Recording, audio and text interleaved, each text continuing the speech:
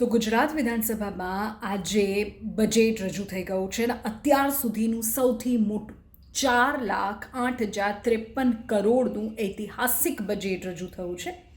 આ બજેટમાં નાણામંત્રી કનુ દેસાઈએ કહ્યું કે અમે 4 મેઇન સ્તંભ પર ધ્યાન આપ્યું છે: જ્ઞાન, ગરીબ, યુવા, અન્નદાતા અને નારી શક્તિ.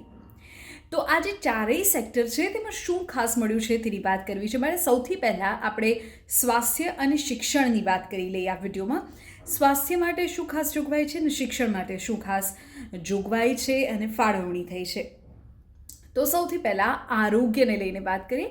આરોગ્યમાં મા યોજના અને પીએમ જન આરોગ્ય યોજના હેઠળ કેશલેસ સારવાર માટે સરકારે ₹3,472 કરોડની જોગવાઈ આ બજેટમાં કરી છે.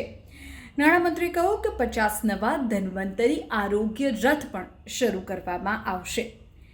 તો આ તો થઈ સ્વાસ્થ્યને લઈને વાત. હવે વાત કરી લઈએ શિક્ષણને લઈને.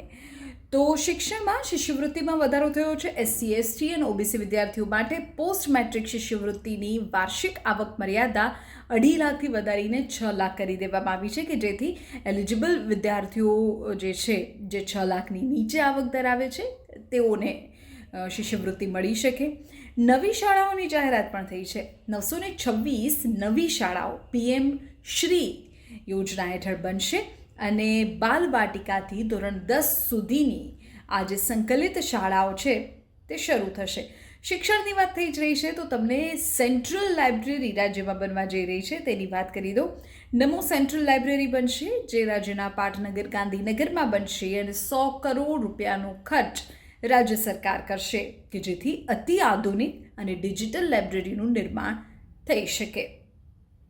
આ સિવાય શિક્ષણમાં જ જો દીકરીઓને આપણે આવરી લઈએ તો નમો લક્ષ્મી યોજનાની જાહેરાત થઈ છે જેમાં ધોરણ 9થી 12માં ભણતી દીકરીઓના શિક્ષણ માટે ₹1,250 કરોડની જોગવાઈ કરવામાં આવી છે.